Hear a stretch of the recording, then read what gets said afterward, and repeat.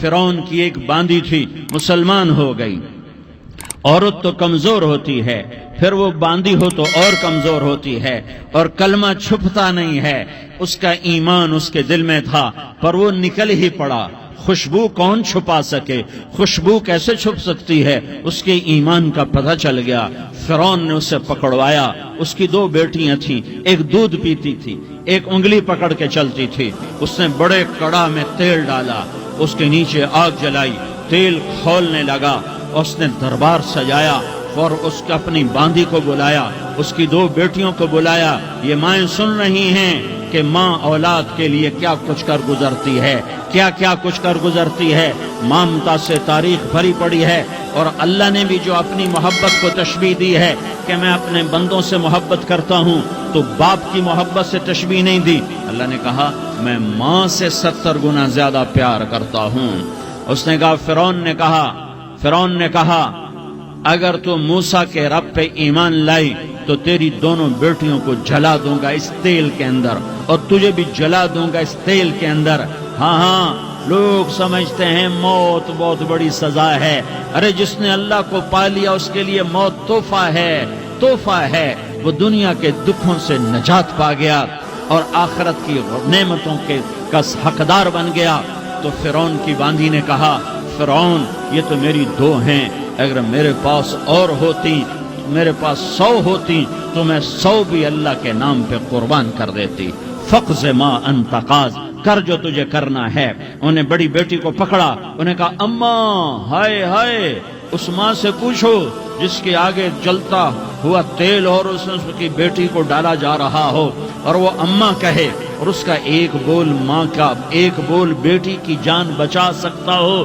کلمہ کفر کہہ جا، گھر میں جا کے توبہ کر لے، معاف ہو جائے گا۔ میں قربان جاؤں۔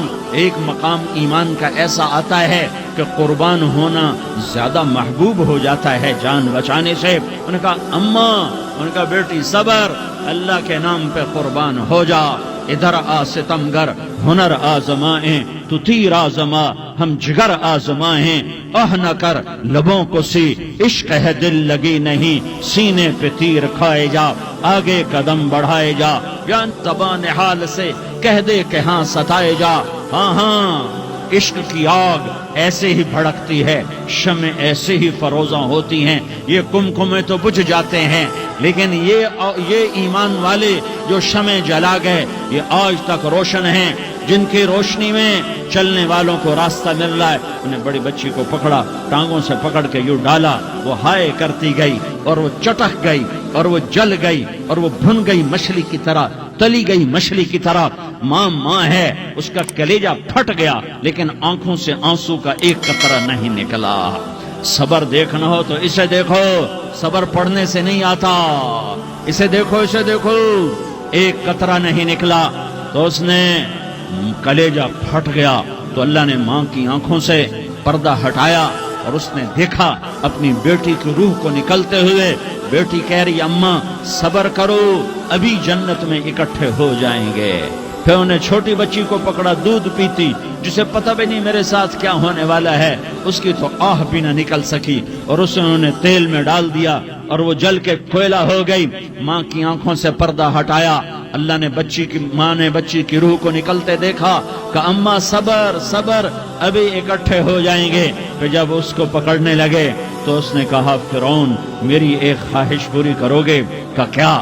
کہ جب مجھے بھی جلا دو تو مجھے اور میری بیٹی کی ہڈیاں باہر نہ پھینکنا، ہمیں کٹھے کہیں دفن کر دینا، کٹھے کہیں دبا دینا۔ فرعون نے کہا ہاں تمہاری یہ خواہش پوری کر دی جائے گی۔ ہاں دنیا میں اللہ فرعونوں کو مہلت دیتا چلا آیا، لیکن فرعونوں کو مار کے دکھایا، نمرودوں کو مہلت دیتا چلا آیا، پھر نمرودوں کو مار کے دکھایا، قارونوں کو مہلت دی، پھر قارونوں کو مار کے دکھایا، پھر جنت اور جہنم کا نظام بنایا، پھر ایک دن مجھے بھی کھڑا کرے گا اور تمہیں بھی کھڑا کرے گا، پھر ایک طبقہ جنت کا حقدار بنے گا، ایک طبقہ آگ کا حقدار بنے گا۔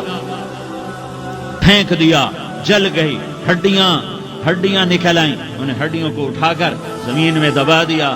2000 سال گزر گئے، میرا نبی دنیا میں موسیٰ علیہ السلام کے 2000 سال بعد آتے ہیں اور آپ معراج پہ چلتے ہیں۔